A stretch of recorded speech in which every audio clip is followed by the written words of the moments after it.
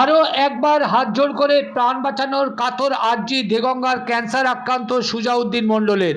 টালির ছাউনির ঘরে বসবাস দেগঙ্গার নূরনগর গ্রাম পঞ্চায়েতের রামনাথপুর গ্রামের যে সুজাউদ্দিন একসময় যে পায়ের ভরে ভ্যানের প্যাটেল করে সারাদিনের জীবিকা অর্জন করত, সেই পা আজ ক্যান্সার কেড়ে নিয়েছে।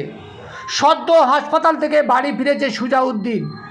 পা কেটে বাদ চলে যাওয়ায় অসহায় হয়ে পড়েছে দুই শিশু সন্তানকে নিয়ে তার পরিবারের অভিযোগ, সরকারি হাসপাতালে দিনের পর দিন ঘুরিয়ে সঠিক সময়ে পায়ের টিউমার অস্ত্রোপচার না করায় ক্যান্সার আক্রান্ত সুজাউদ্দিনের ডান পা হাঁটু পর্যন্ত কেটে বাদ দিতে হয়েছে। এখন ব্যয়বহুল চিকিৎসার খরচ জোগান মিলবে কোথা থেকে ভেবে পাচ্ছে না সুজাউদ্দিনের পরিবার। ভাঙা দরমার ঘরে কাঠের চৌকির বিছানায় শুয়ে অপলক দৃষ্টিতে তাকিয়ে থাকা সুজাউদ্দিন মানসিকভাবে ভেঙে পড়েছে। কিভাবে জোগাবে তার চিকিৎসার খরচ, বাঁচবে কিভাবে তার পরিবার?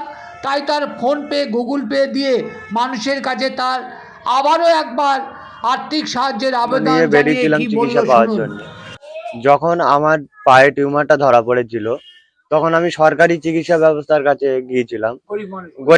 আমি গরিব মানুষ, অসহায় মানুষ, ভ্যান চালিয়ে খেতাম।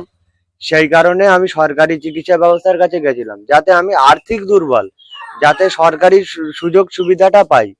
যখন আমার সমস্ত রিপোর্ট করে সরকারি স্বাস্থ্য কেন্দ্র থেকে, যখন টিউমার থেকে ক্যান্সারটা ধরা পড়ে, তারা বললো ইমিডিয়েটলি অপারেশন করতে হবে। একের পর এক ডেট দিয়ে আমাকে হেনস্থা করলো। সেখান থেকে বাধ্য হয়ে আমি বাইরে চিকিৎসার জন্য গেলাম। মানুষের কাছে আর্থিক সাহায্যের অনুরোধ করেছিলাম, তারা আর্থিক সাহায্য করেছিল। সেই অর্থ নিয়ে আমি বেসরকারি স্বাস্থ্য কেন্দ্রে যাই। কি স্বপ্ন দেখেছিলেন? স্বপ্ন দেখেছিলাম আমার অপারেশনটা হয়ে যাবে, আমি আমার পরিবারকে নিয়ে সুখে ফের জীবনযাপন করব। কি হলো? কিন্তু শেষ পর্যন্ত দেখা গেল আমার পাটাই চলে গেল। শুধুমাত্র আমার পাটা চলে গেছে এই কারণেই সরকারি চিকিৎসা ব্যবস্থা আমি পাইনি। কোথায়? এসএসকেএম হাসপাতাল, কলকাতা এসএসকেএম হাসপাতাল, তাদের গাফিলতির জন্যই আমার এটা হয়েছে। আমার একটা পা চলে গেল।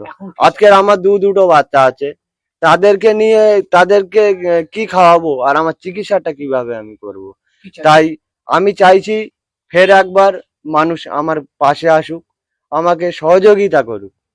আমার এই যে পাটা বাদ গেছে, এই পাটা বাদ যাওয়ার পরে এখনো আমার ট্রিটমেন্টের কিছুই হয়নি। এখনো কেমোথেরাপি হবে, তারপরে এখনো আমার পায়ে আরো 2 জায়গায় টিউমার আছে, সেগুলো অপারেশন করতে হবে। আমার আর্থিক ক্ষমতা নেই, যে আমার যে অর্থ নেই যে সেই অর্থ দিয়ে আমি আমার চিকিৎসা করব।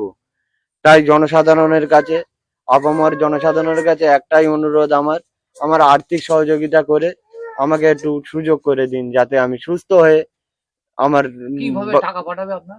আমার অনলাইন আছে, ফোনপে আছে, গুগল পে আছে, মানুষ সেটা দিয়েই পাঠাতে পারে। আপনার নাম? আমার নাম এমডি সুজাউদ্দিন মণ্ডল।